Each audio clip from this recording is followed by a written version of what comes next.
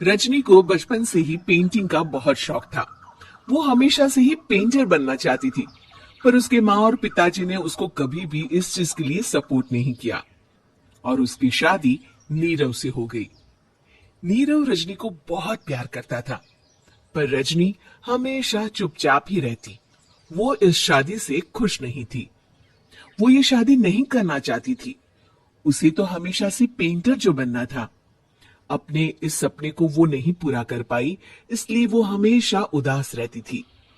रजनी, बहुत ही बढ़िया फिल्म लगी है, कल देखने चले?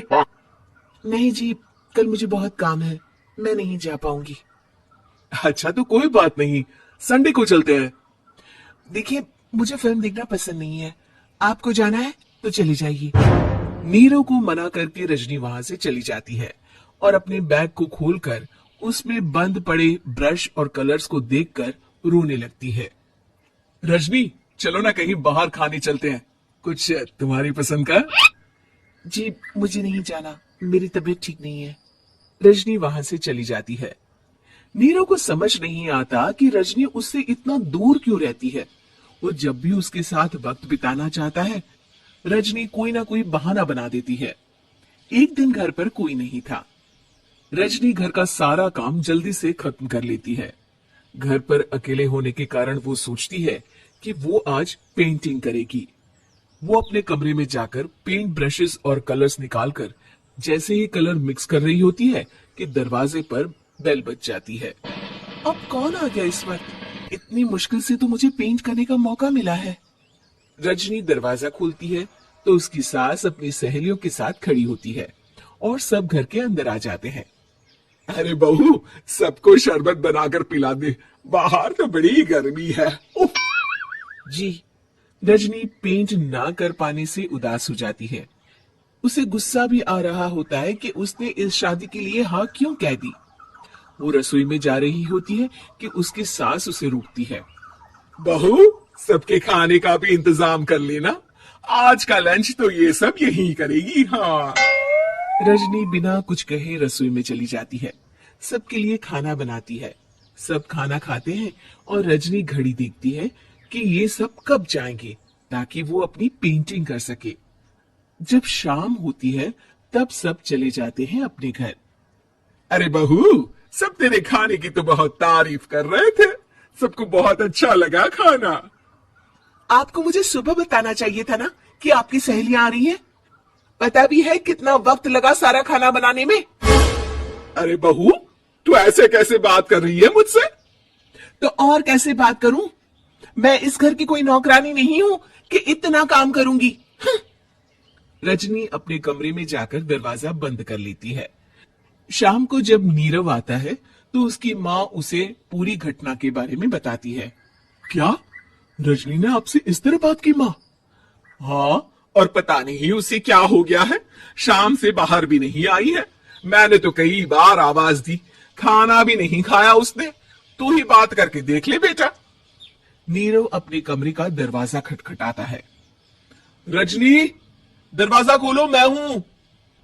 रजनी दरवाजा खोलती है और फिर वापस जाकर अपने बिस्तर पर लेट जाती है। रजनी, माँ से बात करने का ये क्या तरीका है? मैंने कोई गलत बात नहीं की है। अरे तुम क्यों ऐसे बर्ताव कर रही हो सबके साथ? क्या तुम इस शादी से खुश नहीं हो? रजनी कुछ नहीं बोलती।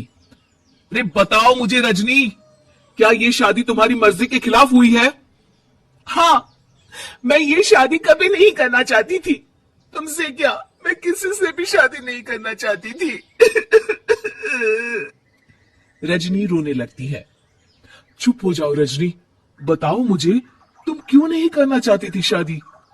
रजनी बेड के नीचे से अपने पेंटिंग्स, कलर्स, ब्रश, पेपर्स निकालती है। इतने में उसकी सास भी कमरे में आ जाती है। ये देख रहे हो, ये थे मेरे सपने। मैं पेंटर बनना चाहती थी, पर माँ पापा ने कभी सपोर्ट नहीं किया और मेरी शादी करवा दी। मेरे सारे सपने टूट गए। हर वक्त बस गुस्सा आता रहता है मुझे। मैं जानती हूँ कि आप लोगों की इसमें कोई गलती नहीं है, पर मैं क्या करूं, मुझे समझ में नहीं आता।